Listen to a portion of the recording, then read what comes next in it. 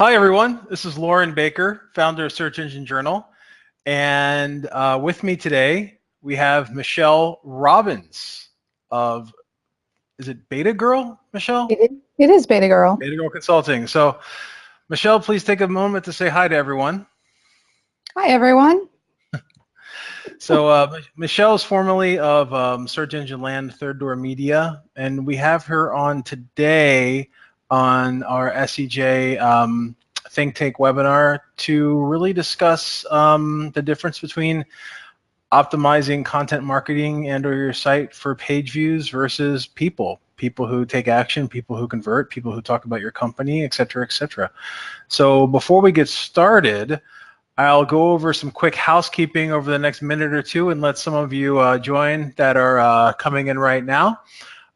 So our format for SEJ Think Tank is as you see, a webinar format. Michelle is going to do a presentation for probably the last about 30 or 40 minutes. During that time, if you have questions, please enter them in the question box that you see on your GoToWebinar control panel.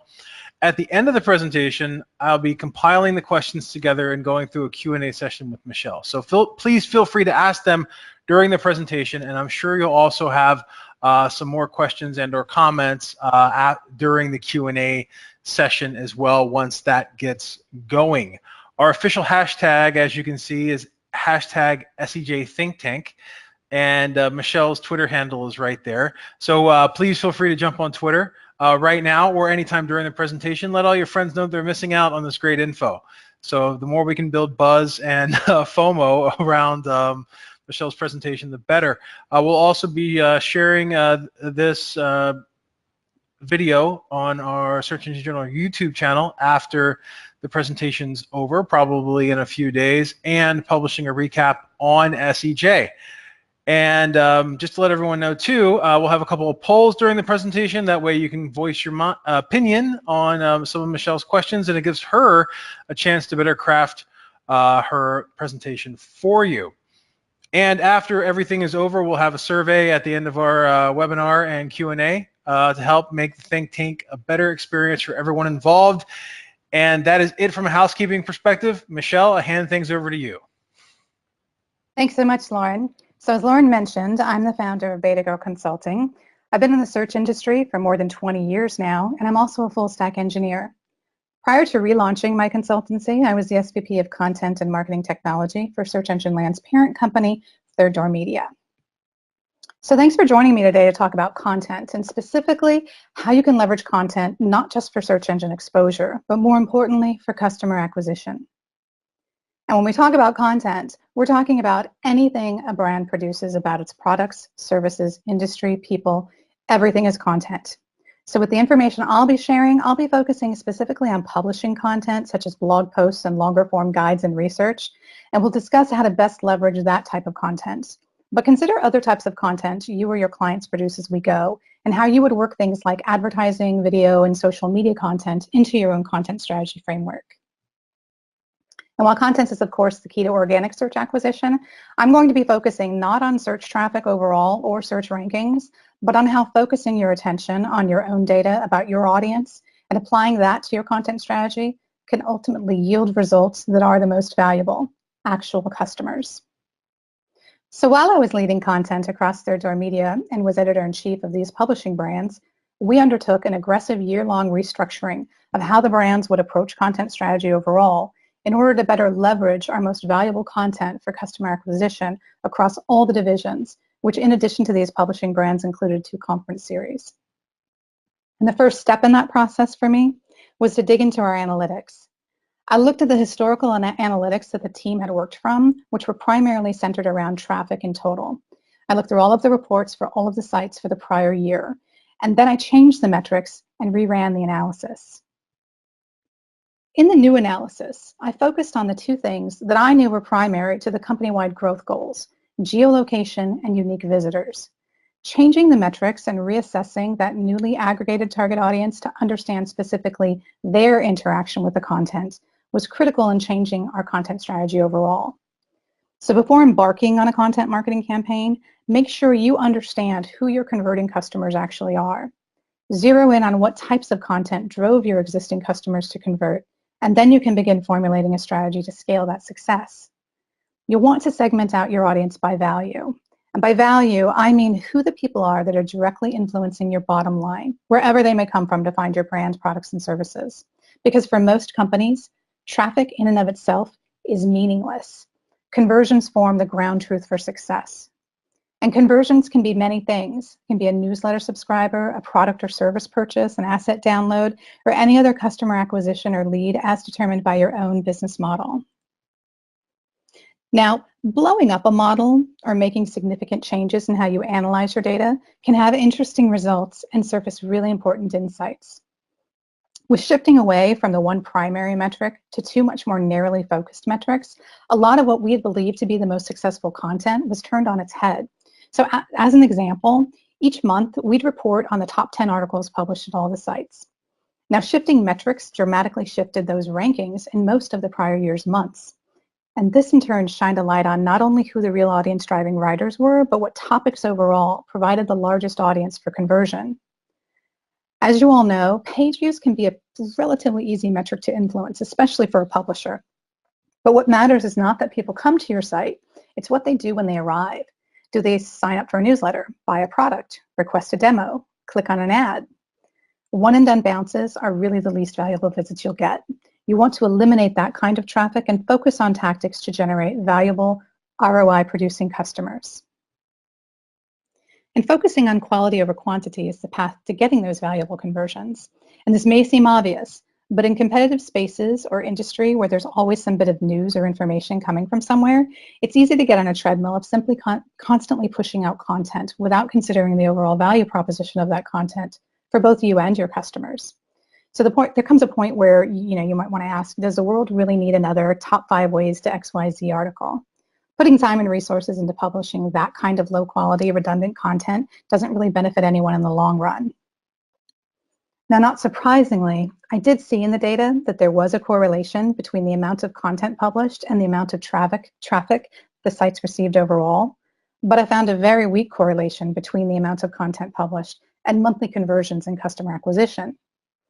So while there are many ways and many novel ways to drive a quick spike in eyeballs to your site, unless you're effectively monetizing those non-targeted eyeballs, it's a very short-sighted way to approach your content strategy overall. So what was our new strategy? Our new strategy was less content, but more conversions, and more specifically, more high-value targeted conversions. And it was through implementation of a very specific framework and process that yielded success. Now, before I dive into the specifics of creating such a framework and process, I want to underscore that every industry, vertical, business model, etc., does not conform to the same success models. So you're going to want to be sure to test and verify. Now, you're also going to want to ask a few questions first before you undertake any new initiative or change or tactic. I call this the "but Google" rule. Don't create content for SEO. Create content for your customers. And asking these questions first will keep you and your teams focused on the goal. And now I have a question for the audience. Awesome. Thanks, Michelle. So right now it's poll time. We're going to go ahead and launch the poll here. So the first question is, do you or your clients have on staff or hire professional writers for your content programs? Please select one of the following. We have a professional editor / copywriter on staff. We hire a professional copywriter or editor / copywriter. Both, we hire professionals and have them on staff, or other. So if everyone can please answer the first poll question that Michelle has today, that would be fantastic.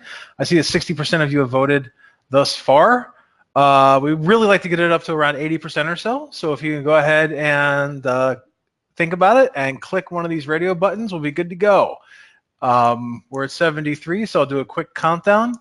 5, 4, 3, 2, 1. Okay, final chance. Don't change anything.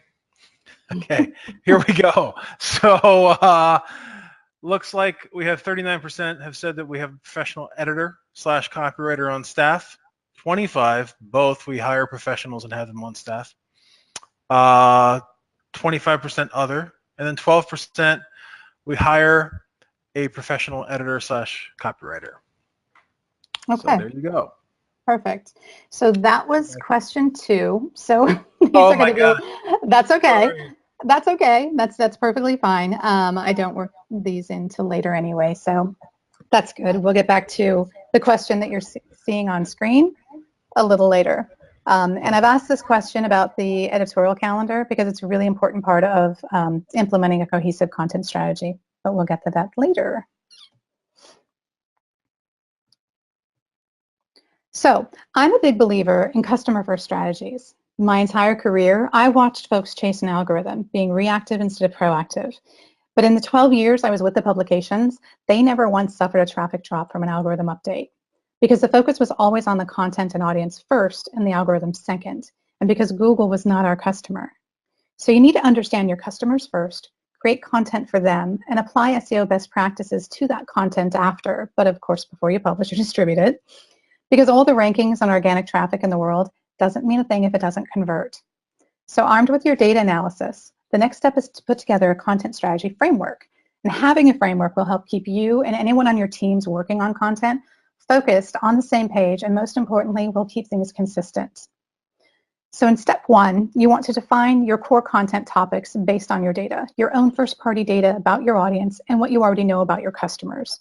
Now this data can come from multiple sources: site traffic and analytics, ad campaign data, your CRM, your social media engagements, basically anywhere you have data on your customers.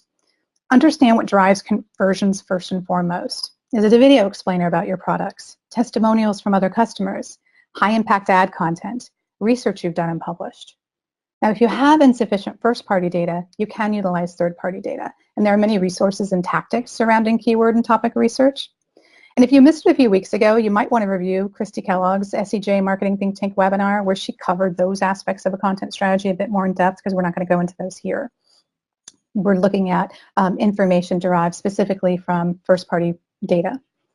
And some of the topics we zeroed in on for our content strategy for the calendar at Third Door Media were AMP, a GDPR guide, a PPC guide, and an update to the SEO 101 guide. Now, once you've got your topics defined, the next step is to classify your content categories. These categories will inform the type of content you'll create for your campaigns. And this will look different for every business, but classifying types of content you'll be producing will help not only keep things consistent across your initiatives, but it's going to give you structure to your content strategies. And this is particularly important when you start deploying initiatives and introducing measures of leverage.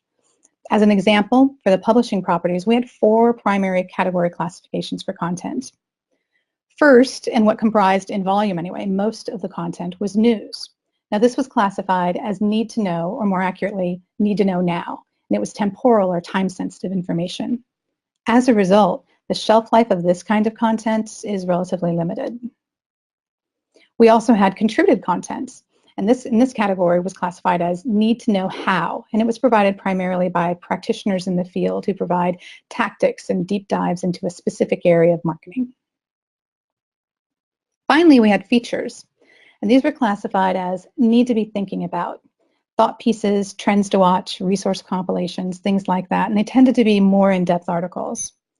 Now, all 3 of these categories work nicely for a publisher, but depending on your business model, yours could look more like product info or how-to or FAQ content.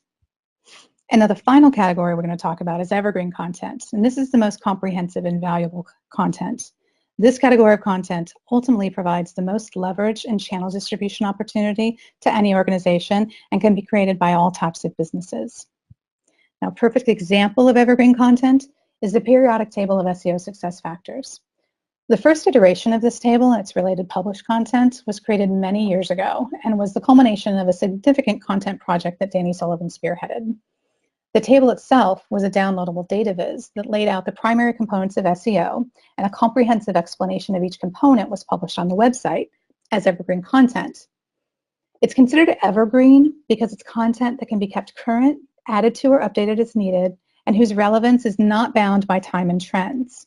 So for example, if you were to want to create a comprehensive, a complete guide to Google+, that would now be irrelevant, except to perhaps a larger history of Google products piece. So when you think about comprehensive product pieces. Try to think of them as being separate from time and space and trends and things happening now, but things that will always be.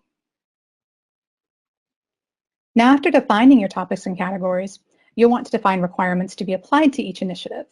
Having defined requirements will also serve to further operationalize your content strategies and maintain consistency of quality across and within teams working on the initiatives. Now, for us, we had a very specific list of requirements and best practices, and they're fairly broad and could be applied to any initiative, but you may have others you want to add to yours. And the first is unique information or a new point of view.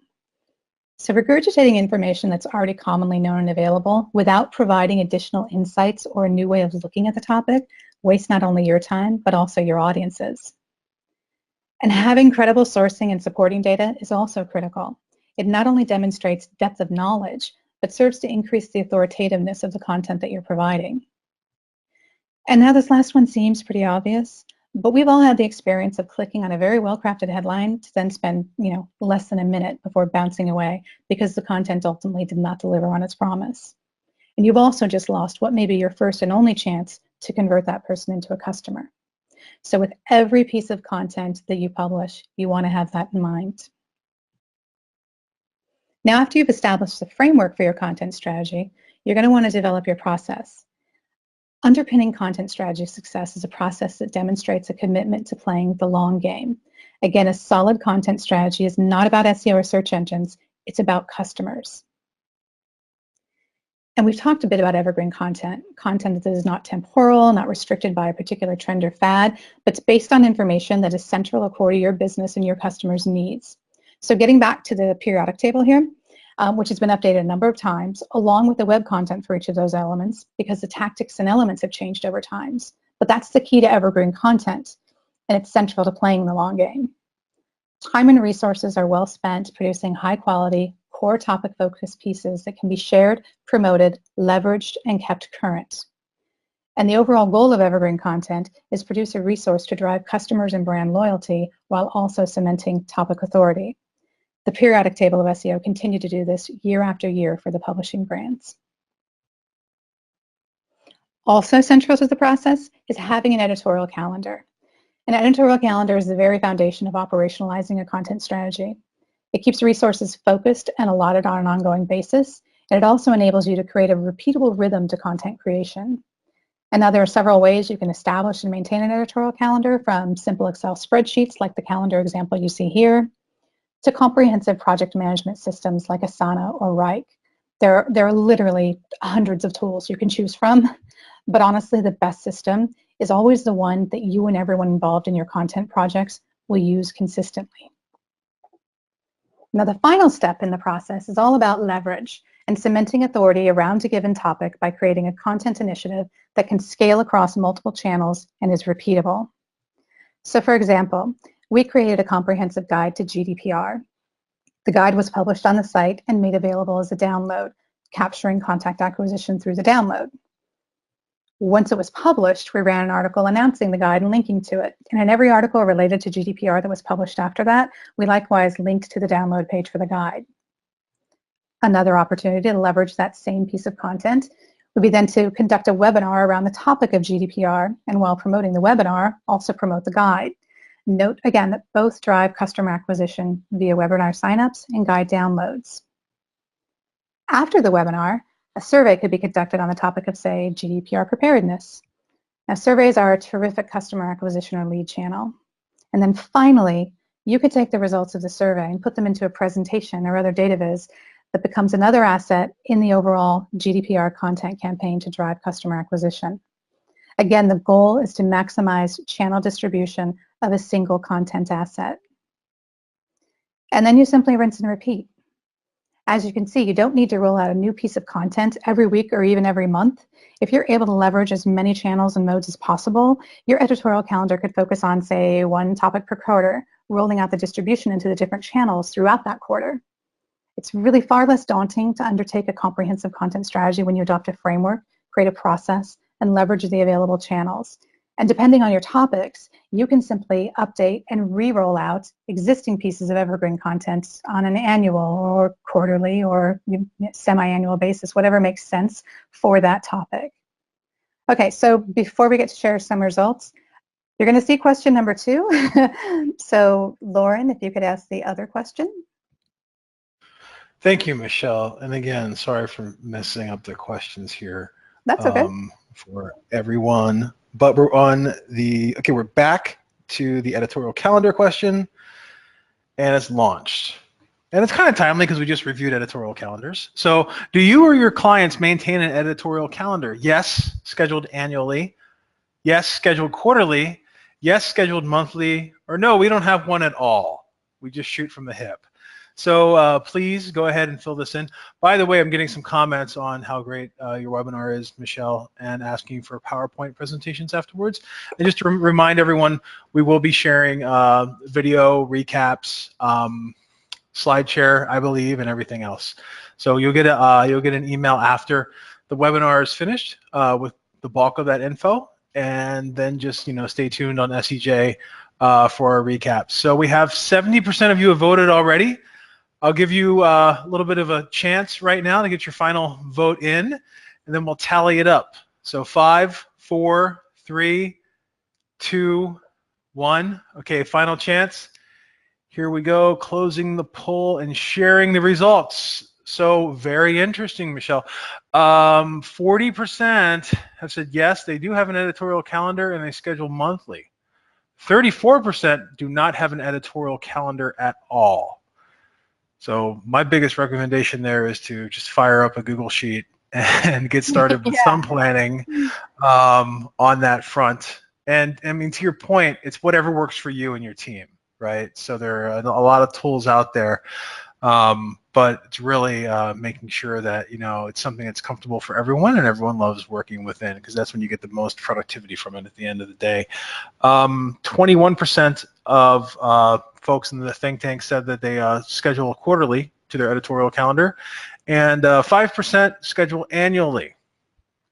So there you go. I'll go ahead and hide the results, close the poll, and we're back to the presentation. So that is interesting for the number of people who do have content writers, because it seems like everybody has professional writers on staff, so you're utilizing these people for content initiatives, but such a large number don't utilize a calendar.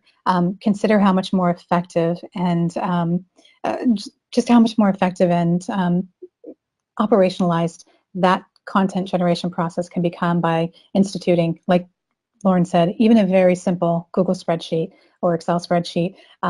Start simple and then scale that up as you need to, but having something to work from. Again, it goes to measuring the success of your campaign, is measuring how well you're executing on things as well. So really consider an editorial calendar.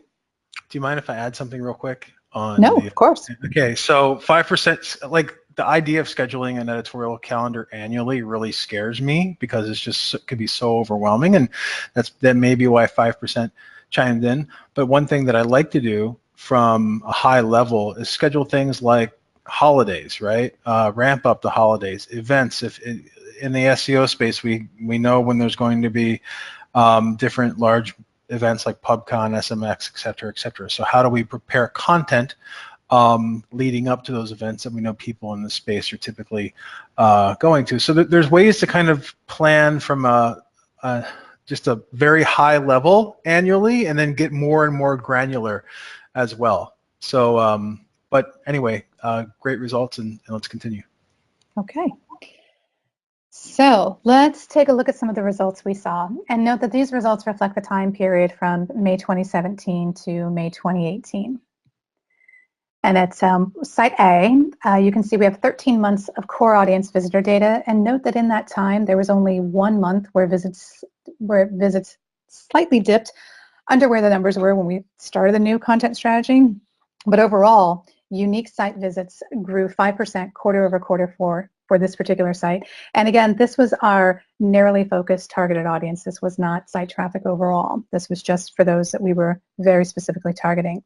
And then the best news was on conversions. And conversions grew, new customer acquisition grew and on average 9% over each quarter.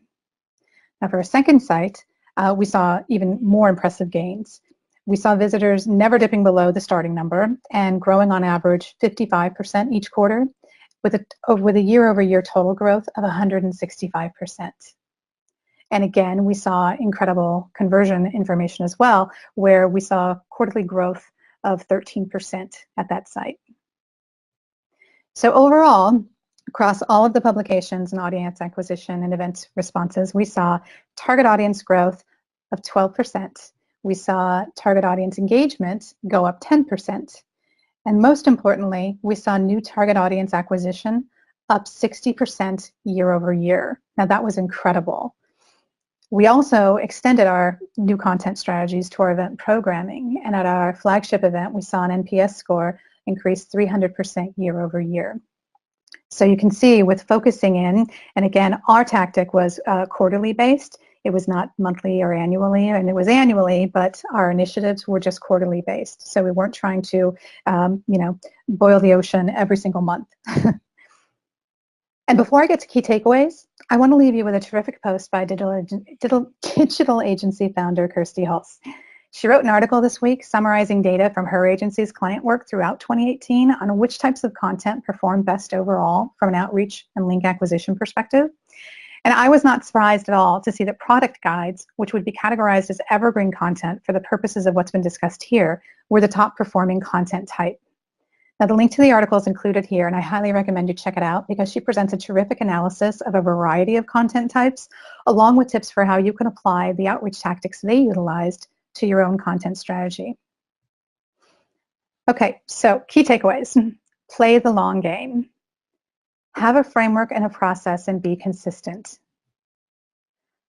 Quality will always trump quantity, so focus on evergreen content. Leverage all available channels that you have. Reduce, reuse, and refresh your content. And on this last point, we didn't dig into too much except with the questions.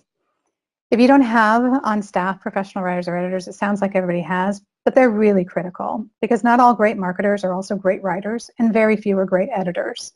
So allocating budget to hiring professionals to get your content pieces in tip-top shape so that when you publish and distribute them, you're putting the best face forward for your brand to your clients. I really can't overemphasize how important well-written and tightly edited content is for cementing topic authority and gaining the trust of your customers. And that's all I have today. So thanks everyone for coming to the webinar, and feel free to reach out and connect with me if I can be of any assistance.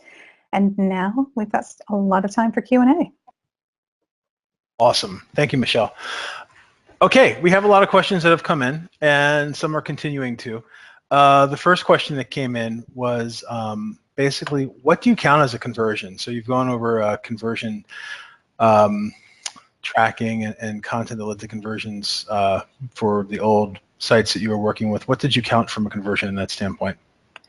So conversions for us were audience acquisition. And that means somebody took an action, signed up for one of our newsletters, or signed up to attend one of our webinars, or downloaded a research report or a guide. It was something like that. Now the sites were ad supported, so clicking on ads were obviously something we wanted to encourage for our advertisers. But for our own purposes, a conversion was a new contact acquisition. And that's going to look different depending on what your business model is. Did you track, were those conversions tracked down to ticket sales or anything like that with the conference series? Okay, yes. Good. So there's a way to quantify and qualify just all content on the site then. That's a really... Absolutely. Yeah, absolutely.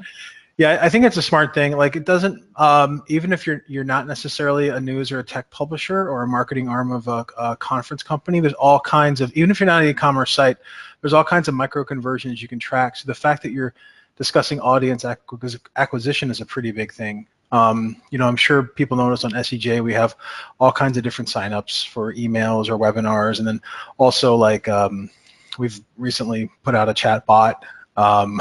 So there's things like, hey, do you want to have a conversation with our chatbot within calls to action and things like that. And all of that is really trackable, right? So just really digging into your analytics and marking events across your site, whether it's shares, signups, conversation, et cetera, is really a great way to, I guess, quantify the quality of the content and the traffic that you're getting. And I think a couple days ago, SEMrush put out a study claiming that direct traffic and I think on-site behavior were some of the largest ranking signals they were seeing across the board. And that really lines up. So if you're investing in your content, you don't necessarily want to invest in content that people will immediately bounce off your site for. You want to get them deeper into your funnel, whatever that funnel may be. And it's an opportunity for just about anybody out there. Exactly. I'm sorry, I was just going to add that understanding how people move throughout your site is super important, because obviously you may not get that conversion on their first visit, but if you attract them and they stay and they look at multiple pieces of content, or they take more than one action that's an engagement action, but not necessarily an acquisition action, that's still developing that customer for your brand. So looking at engagement is really important, but understanding the difference between engagement and acquisition as well. Yeah, very well said. And then, by the way, if you're also an SEO consultant, before you sign a contract, it's nice to be able to see what exactly your prospective client is tracking in those regards, right? Because you have clients that are looking for traffic, you have clients that are looking for sales. What else can be attributed back to your SEO or other marketing efforts that are really successes at the end of the day, but are very easily overlooked? So yeah, I think there's a lot that can be learned from here, and tracking those micro and macro conversions across the board. Okay, next question from Emily. As a freelancer versus a dedicated team, how much time should one set aside to focus on generating content? So I assume this means generating content for your own services and brand, not generating content for a client. I don't know that I can get a confirmation on that, but I'm going to approach it from that perspective. I'd say focus as much as you need to. Think about what topics you want to be associated with your services and what you provide, and how you can put together content that really effectively conveys that and attracts people looking for your services versus attracts people looking for a different topic. And I guess an example would be better, right? So let's say you provide SEO services. What type of content is going to attract people looking for someone who provides SEO services, and how are your services different? How do you sell your services differently? What's your unique, point of differentiation from competitors, for example?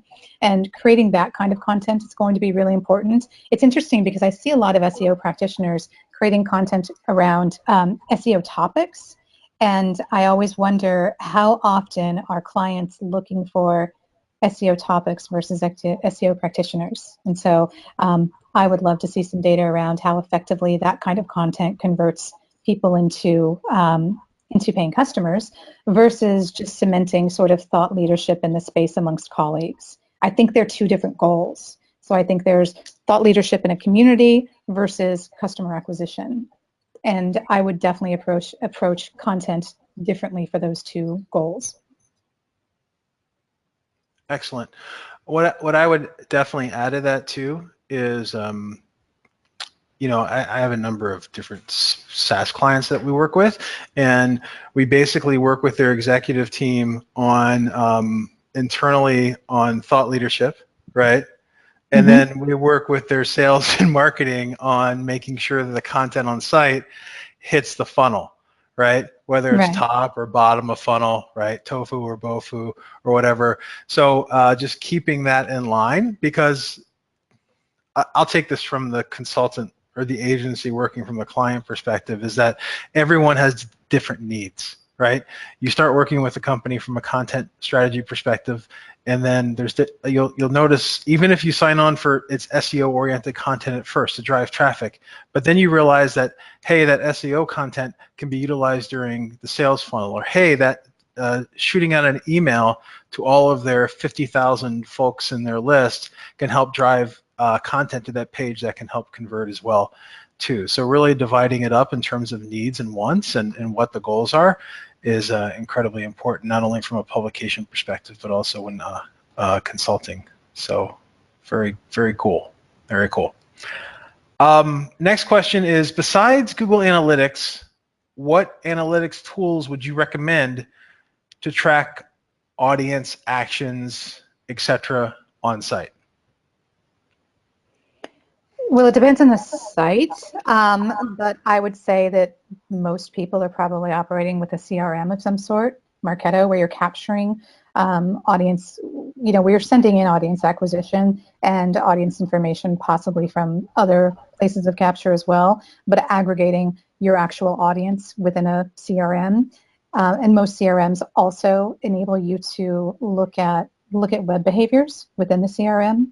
And it helps you to get a picture of, okay, what does your overall audience look like, and then better be able to slice and dice that audience with respect to actions they've taken on your site.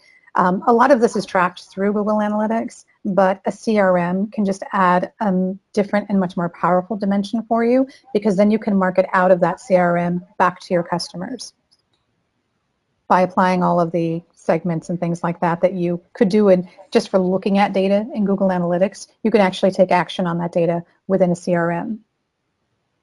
Very cool. That makes a lot of sense. Yeah, I'm thinking about some other options out there. That's actually, whoever sent this question, that's really good fodder for a future post, I believe, as well. So thank you. I've started working on more and more Shopify oriented, so WordPress driven, right? But recently, more and more Shopify oriented clients have come up, and it is really interesting to see what different options there are out there between different e-commerce and CRM tools, et cetera, et cetera, et cetera. Okay. One struggle we face with scheduling content is the varying time it takes to create quality content. We have a writer on staff, but many of our clients use their own writers. Some writers produce well-crafted blogs in 4 hours, and others in 14 hours. Is there an estimated time it should take to produce content that we could pass on to our clients? So, no. Yeah. That's the bad news. It takes as long as it takes, right? I don't think it's ever a good idea to put restrictions around content as far as, word length and time spent on a content initiative, because it takes as long as it takes. You include the information you need and edit out what you don't, and that's what your final product is. And getting to that final product is hopefully a very thoughtful process and result. And when you talk about a content strategy, just banging out an article, that's pretty easy. But that's also rather low-hanging fruit, I think. If you want to get really valuable customer acquisition out of content, I'd err on spending more time, much more time, rather than less. And that's also where having an editorial calendar comes into play, because it goes to planning and allotting the time and resources. So it's not just, oh, this week we need to push out a blog post. You should have known about that blog post going out that week, maybe a month ago, and then you have time to properly allot resources and make sure it is the very best blog post that could be created on that topic. And I don't think that necessarily happens in 4 hours. I might be biased. I mean, if it's a quick news thing, if it's like, oh, this just happened, let's tell everyone it happened, that's really easy to do. But again, that's not the kind of really valuable content that scales and that can be distributed across channels. My only add-on to that is, if you're selling content to your clients, make sure you're also selling a content strategy, right? I see a lot of pitches out there that you can get X amount of words per post for this price, and then agencies realize that they have to actually plan around those posts as well. So make sure you're getting a little bit of everything, right? Make sure you're quoting and speccing out strategy development. Make sure you're quoting and speccing out research around that.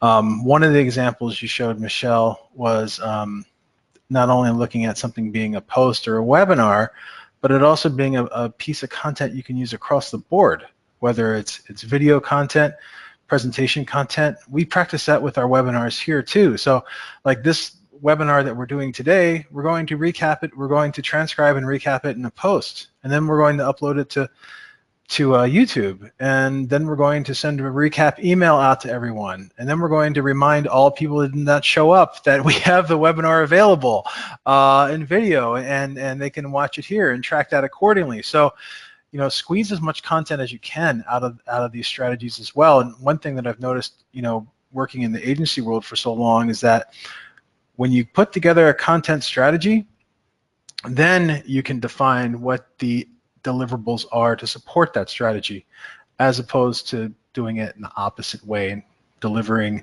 content and then trying to figure out what to do from there.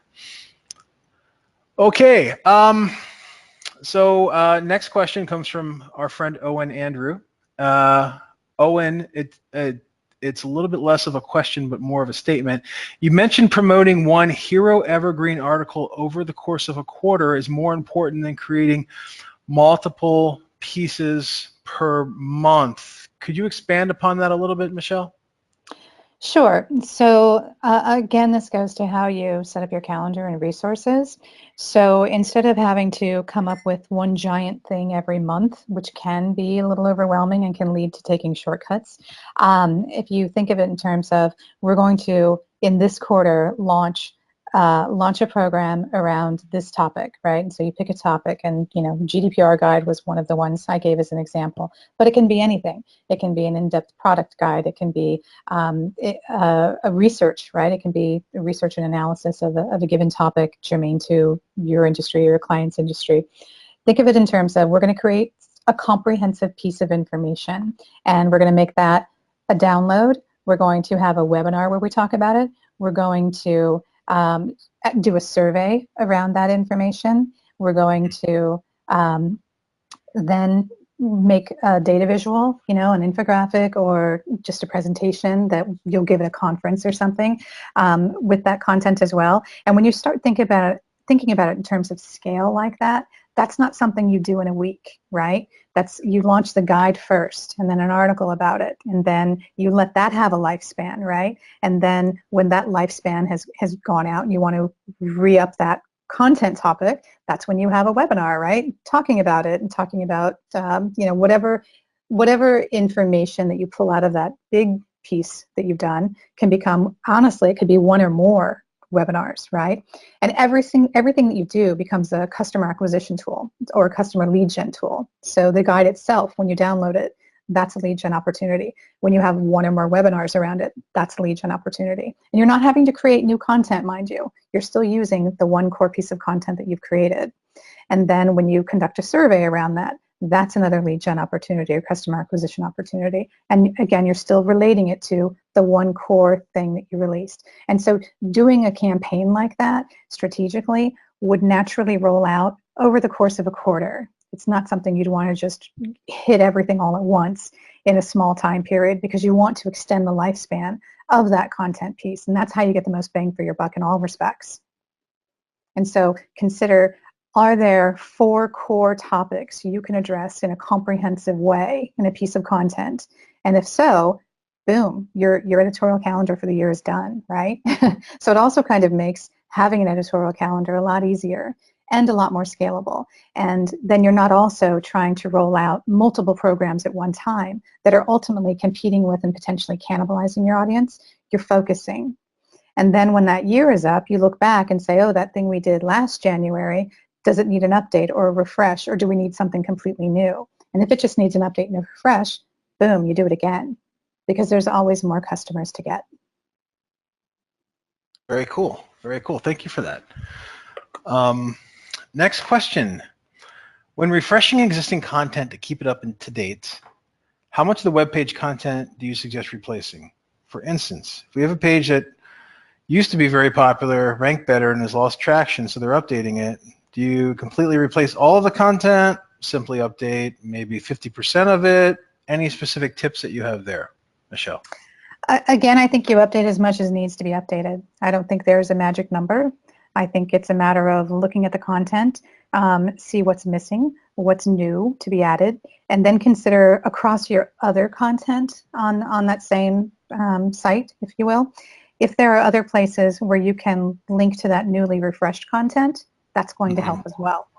So you want to take a look at the content overall. If there's an opportunity to roll up other content within that content piece that might be part of or address, other new elements of that, then do that, right? Combine those topics and consolidate that authority onto the one page that is probably primary. Yeah, I would also add to that that in addition to just updating your content, also make sure that you're updating the sources that you cite. Like, for example, if you're citing a Gartner survey or report from 2011, right? And in my head, 2011 sounds recent, but the fact is it's 8 years ago and everything has changed.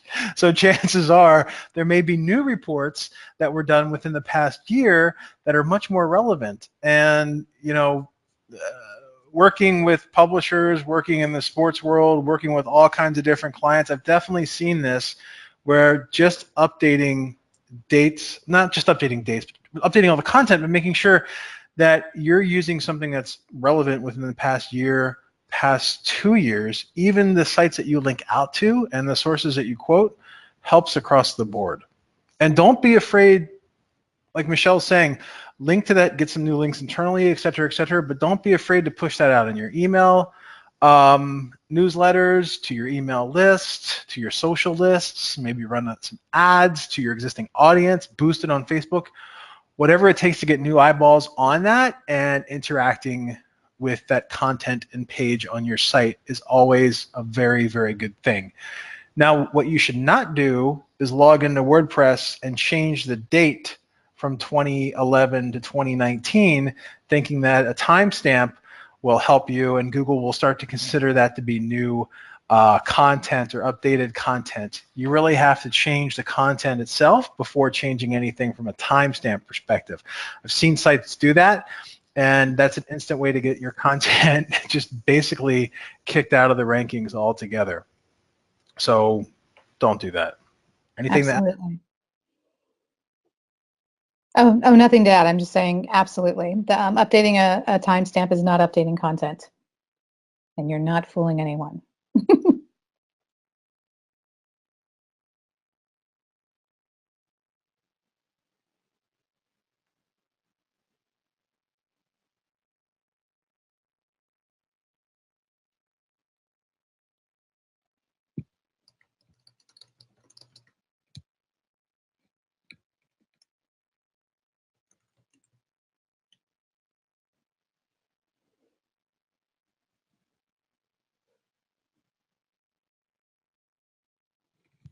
I'm sorry, somehow I was muted.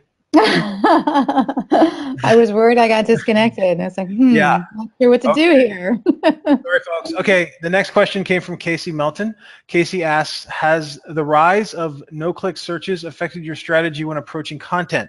So by no-click, I'm assuming that Casey's referring to things like featured snippets, content within the knowledge graph or knowledge panel, content that's added to answer questions within Google Mobile experience compared to the desktop, et cetera, et cetera. So how has no-click affected your strategies with content, Michelle? So I think those considerations go to markup. They don't go to content. And I think that goes to how you're marking up and structuring your content, not the content of the content. So it hasn't affected content strategy, but that's, again, those are technical and not related to the content itself. Obviously, if you're in a very competitive space and you're trying to get those specific areas in the search results, then you need to pay attention to what's happening there, and are there specific words and phrases and things like that you should be using. But I really, really believe, because I do think Google is smart enough to figure all this out, I do believe that focusing on the quality of your content is how you'll, and proper markup is how you'll get into those places. It's pretty remarkable how when Google rolled out featured snippets, they basically taught the entire SEO industry how to properly write for Google. by adding Q&A, bullet points, everything else. Like the immediate change in text markup and what's done with scannability, et cetera, from a content perspective is pretty remarkable. I really don't think there's been anything like it. So essentially adding an opportunity to get your answer featured at the top of Google or to get your site featured in the whatever you want to call it, position 0 or whatever, just led to a whole new generation of new writing styles for Google. Luckily, we were always fans of the copy blogger scannability model that they put together years ago, which pretty much mirrored how folks are writing now for feature snippets, et cetera, et cetera. So very cool. One thing that excites me in the world of no-click is Google Posts. I'm starting to look deeper into that for some clients. So when someone, essentially Google Posts are a way to feature different posts and content in your branded results on Google when people are searching for your brand name. And I think that's pretty exciting. It can lead to clicks, but it also leads to more brand loyalty and understanding of the brand when folks are looking for your brand. Right, but again, I think that's separate. I think writing for search engines is separate from writing for users, and getting search engine visibility is not the same as getting customer acquisitions. Very good. Very cool. Okay, next question is going to be a little bit SEO focused here. Oh, actually, you know what? Let me skip that. Here we go. We've recently converted to campaign-driven marketing to evergreen marketing. We've been focusing content on hitting Google keywords, etc. But in the financial services industry, we're competing with big players like NerdWallet, Bankrate, etc., etc. Do we move away from that and focus more on customer needs driven by data as opposed to writing specifically for keywords? I think you focus on customer needs. I mean, if your keywords aren't aligned with those, then that's something you're going to want to look into. But I think that looking at what competitors are doing and what's working for them, you don't actually have their entire data set, right? So you're making assumptions. You're looking at a search result and saying, oh, well, this is why, and then you look at their site and you think, okay, this is why they're ranking and we aren't, so we need to do that. But you're not actually dealing with a full data set. So you're making pretty important judgments based on lacking information. I wouldn't recommend doing that. I think it's important to keep an eye on what competitors are doing and maintaining your competitiveness within your market. And I think it's more about competitiveness within a market than competitiveness in the SERPs. And I know that's an unpopular opinion, but the more you focus on what's happening in the SERPs and less what's happening on your site and with your customers, then I think you're moving into a territory that's not playing the long game. I think that creating content for your customers, finding them where they live, right? So everyone focuses on search traffic, search traffic, search traffic. Your customers live in a lot of places. They engage in the web in a lot of places. So create content that you can distribute in all of those places to drive them to your site. I think, like, looking at this question, NerdWallet is a great example of playing the long game, right? Because I don't remember NerdWallet 5 or 6 years ago having as much calls to action and credit card comparisons and mortgage comparisons as they do now. 5 or 6 years ago, it seems like they really invested in becoming a publication. Right. And they invested in becoming a resource. Exactly. Writing for people, right? Answering those questions, getting people involved, getting links because they're a resource as well. Also, like, it's I've always found it interesting. Like, I subscribe to a bunch of HAROs, right? HARO questions. So if I have the ability to answer on behalf of myself or a client, I will. But NerdWallet's on there all the time in terms of looking for experts to give them quotes on subjects that they're writing about. So they're really treating it like an editorial press room at the end of the day. And I think that's a great model. Another interesting one in the long game is, I think the official name for the company now is, correct me if I'm wrong, is .dash. It used to be about.com. Right. So like the Balance, the Nest, the SMB Balance, or what, like all of these sites that actually have a the in front of them, basically they used to be about.com. And there's a good piece that I think Glenn Alsop did writing about how About.com was basically cut up and then rebranded into they basically took subdirectories and guides within About.com and turned them into their own sites. And especially anyone that's in the financial space is probably very familiar with the balance ranking for almost everything. And it's just it's a great example of, I mean, first of all, you're talking a 20-year-old site, but it's a great example of playing the long game, writing for the customer, and then using that in the end for conversions. Right. And that's it from a Q&A perspective. Was there anything else you wanted to add, Michelle? No, I don't think so. I mean, thanks everyone. Those are really great questions, and I hope everyone enjoyed the webinar. And again, feel free to connect with me and reach out. I really appreciated having the opportunity to do this. Content is very close to my heart, and I think that everyone can be really successful if you just start thinking more in terms of your customers and approaching the long game, and not so much, you know, the day-to-day changes within Google. Very cool. Thank you so much for putting this together, for sharing it with our audience. It's been really a treat to have you on today, and looking forward to seeing you in the future, maybe having you on again. But it's always great to connect, Michelle, and really appreciate it. Everybody, please check out Michelle's Twitter handle at Michelle Robbins.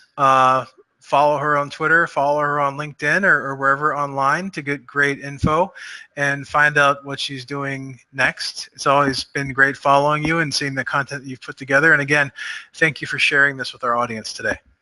Thanks so much, Lauren.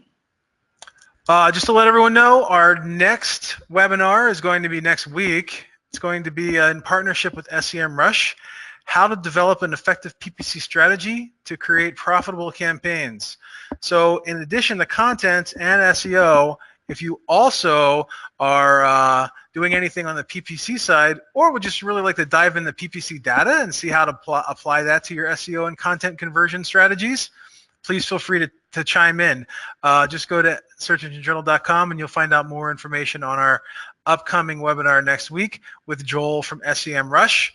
And as a reminder, after the webinar is over today, there'll be a quick survey. If you could fill that out, give us some more feedback, that'd be fantastic. Thank you so much again, Michelle. It's been a pleasure, and thanks everybody for attending.